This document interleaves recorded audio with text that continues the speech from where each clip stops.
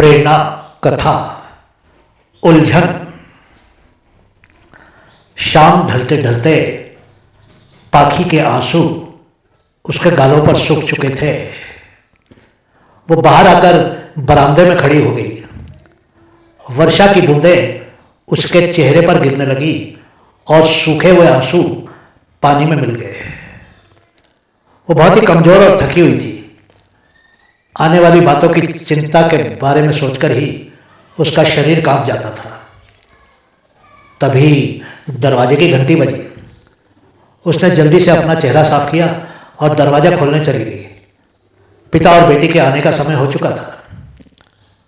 Mummy को चेहरे को देखते ही उसकी बेटी दिया को लगा कि माँ किसी चिंता में थी। उसने कुछ भी नहीं कहा। उसने माँ से किसी बात की जिद नहीं की और कोई भी वाद विवाद नहीं किया। उसने चुपचाप अपना दूध का गिलास खाली किया और अपने कमरे में चली गई। शाम की वो शांति सुबह हुए शब्द युद्ध का परिणाम थी। दो जवान लोगों के लिए तनावग्रस्त अवस्था में एक ही छत में एक ही घर में रहना बहुत ही कठिन था। प्रेम और मिलन की पहले की मिठास गायब हो चुकी थी। पति के साथ एक ही नाव पर सवार होकर 15 वर्षों तक अच्छे बुरे हर अनुभव को सहते हुए किसी तरह दोनों ने ही उस नाव को आगे बढ़ाया था। परंतु अब पाखी को ऐसा लगने लगा था कि उसको आराम चाहिए था। वो अकेले ही परिवार की देखभाल करने में खुद को असमर्थ पाने लगी थी। वो बेटी के कमरे में चले जाने के बाद लिविंग रूम से उठकर चली गई। जाने से पहले पाखी के शब्द थे, अब मैं पूरे परिवार की देखभाल अकेले नहीं कर सकती हूँ। उसका पति श्रवण गुस्से में था। उसने कहा, तुमसे किसने कहा था कि तुम मेरी सेवा करो? और अगर अब तुम अपनी बेटी की देखभाल भी नहीं कर सकती हो तो मुझे बता दो, मैं कोई और विकल्प खोज लूंगा। पाखी ने बड़बड़ाते हुए कहा था, जिस व्यक्ति की 15 वर्षों तक सेवा की उससे आज ये सुनने को मिल रहा है। बात सिर्फ ये नहीं है कि मैं क्या करती हूँ, महत्वपूर्ण यह है कि मैं कैसे करती हूँ। अगर अब इतना कठिन हो गया तुम्हारे लिए तो इस अध्याय को बंद कर देते हैं और आगे बढ़ते हैं, या फिर यूं ही हर दिन के इस घरेलू युद्ध में जीते रहे। मैं तो अब तंग आ गया हूं इस सब से। कहने के साथ ही श्रवण उठकर चला गया। सुबह के शब्द युद्ध के बाद श्रवण शाम को ही पाखी को मिला था। पाखी का दिन सुबह 5 बजे शुरू होता था। सुबह के 3 घंटे वो अपनी बेटी, अपने पति और अपने घर और रसोई में ही इधर उधर करती रहती थी। हालांकि घर में खाना बनाने वाला भी था और एक नौकरानी भी थी। दिन का बाकी समय दफ्तर में और शाम घर में बीत जाता था। रात को सोते समय उसका शरीर तो सोया कर रहता था, पर उसका दिमाग उलझनों में ही फंसा रहता था। चिंता तो अब उसके जीवन का एक अभिन्न अंग बन गई थी। सब चिंताओं के होते हुए भी उसने रसोई में जाकर खाना बनाने में कुक की मदद की और अन्य सभी काम किए। उसने आवाज़ देकर अपनी बेटी दिया को बुलाया और उसके कान में कहा, डैडी को कहो कि डिनर तैयार है। दिया को लगा कि सब ठीक हो रहा था। वो खुशी से चिल्लाकर डैडी से बोली, डैडी खाना तैयार हो गया, जल्दी आइए। श्रवण ने अंदर से ही कहा, तुम शुरू करो मेरी जान, मैं आता हूँ।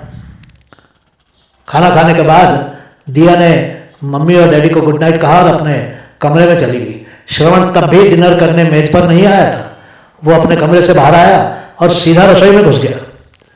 उसने ये भी नहीं देखा कि पाखी ने मेज पर क्या पका कर रखा था।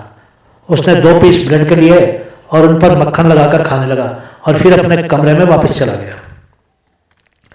पाखी बाहर बैठी ये सब देख रही थी।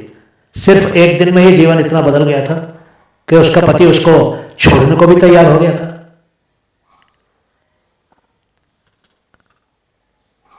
दोनों एक ही छत के नीचे रहते थे, पर दोनों के बीच में कितनी दूरी थी। वो फिर से सोफे पर बैठकर आंसू बहाने लगी। उसको खुद पर भी गुस्सा आने लगा। वो सोचने लगी कि पति के बिना उसका जीवन कैसा होगा। कुछ देर के बाद उसने मन ही मन कहा, मैं पढ़ी लिखी हूँ, मेरे पास अच्छी नौकरी है, मैं अकेले भी खुश रहूँगी, मैंने गलती क्या की है। वो सोचने लगी शायद वो शादी करने के लिए नहीं बनी ही नहीं थी, वो स्वतंत्र रहना चाहती थी। उसने सोचा कि उसे श्रवण से गंभीर बातचीत करनी ही चाहिए। वो दिया के कमरे के सामने से गुजरी और अपने कमरे में जाकर बत्ती बंद कर दी। उसका गला सूख गया था। वो सोचने लगी क्या होगा अगर बातचीत के बाद हम दोनों ने अलग अलग रहने का निर्णय ले लिया तो क्या अलग होकर मैं खुश हो जाऊंगी। उसने डाइनिंग टेबल पर आकर जग में से एक गिलास पानी लिया और एक ही सांस में पी ली। उसके कान में श्रवण के शब्द गूंज रहे थे, अगर तुम स्वतंत्र होना चाहती हो तो ऐसा ही होने दो। पानी पीकर वो श्रवण के कमरे की तरफ चल दी। उस कमरे में भी अंधेरा था। वो सो चुका था। पाखी ने दीवार पर लगी घड़ी देखी, रात के 11:30 बजे थे। वो घड़ी श्रवण ने पाखी को उपहार में दी थी जब वो लोग इस नए घर में रहने को आए थे। इस घर को खरीदने के बाद दोनों ने उस घर को प्रेम की आधारशिला पर खड़ा किया था और बहुत अच्छे से देखभाल भी की थी, पर सब कुछ कितनी जल्दी बिखर गया था। पाखी को पिछले 15 वर्षों की सभी बड़ी बड़ी घटनाएं एक एक करके याद आने लगी। पाखी सोचने लगी क्या उसके और श्रवण के प्रेम की मृत्यु हो गई थी या फिर वो पंख लगाकर कभी वापस न आने के लिए उड़ गया था। अचानक पाखी के फोन की बत्ती जलने बुझने लगी। आधी रात के बाद का समय था।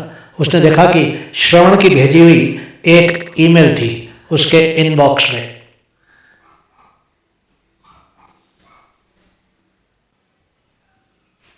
उसकी टांगें कांप रही थी और आंखें तो अब बिल्कुल सूख गई थी क्योंकि अब आंसू भी बाकी नहीं थे।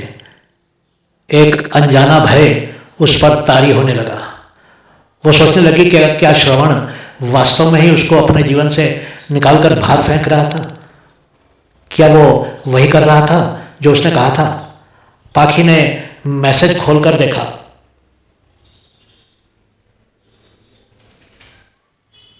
उसमें लिखा था, मेरी एक साथी है जिसे मैं अपनी समस्याओं के बारे में कह सकता हूं, जिसको अपनी खुशी के बारे में कह सकता हूं। मेरा विश्वास करो। मैं जानता हूं कि मैं शायद तुम्हारे लिए सबसे अच्छा आदमी नहीं प्रमाणित हो सका क्योंकि मैं तुमको नहीं कहता कि मैं तुमसे कितना प्रेम करता हूं, लेकिन तुम अभी भी मेरे लिए सबसे अच्छी पत्नी हो और यह पक्की बात है। मैं और हमारी बेटी जानते हैं कि तुम कितना परिश्रम करती हो और तुमको भी यह मालूम होना चाहिए कि तुम एक बहुत अच्छी पत्नी और एक बहुत अच्छी माँ रही हो। ये सच्ची बात है। और भी बहुत कुछ लिखना चाहता था पर अभी उसको मन में ही रख लिया। सिर्फ ये याद रखना कि हम दोनों का जन्म ही एक दूसरे से मिलकर साथ साथ जीवन बिताने के लिए ही हुआ था। जब भी तुमको ये लगे कि हमको एक दूसरे को छोड़ देना चाहिए, सिर्फ इस ईमेल को फिर से पढ़ लेना। मैं सच कह रहा हूं। पाखी की आंखों से फिर से आंसू बहने लगे थे। अचानक श्रवण उसके पीछे आकर खड़ा हो गया और फिर अचानक ही उसने अपने दोनों हाथ पाखी के कंधों पर रख दिए। वह एक बच्चे की तरह उसकी छाती में सर रखकर रोने लगी। श्रवण ने उसको अपनी बाहों में समेट लिया। श्रवण को कुछ कहने की जरूरत नहीं थी, परंतु पाखी उसको कहना चाहती थी कि वो तो हमेशा ही उसकी थी। उसने धीरे से कह ही दिया, जब तक हम दोनों अपने प्रेम को मरने नहीं देते, प्रेम मर नहीं सकता। बहुत बहुत धन्यवाद।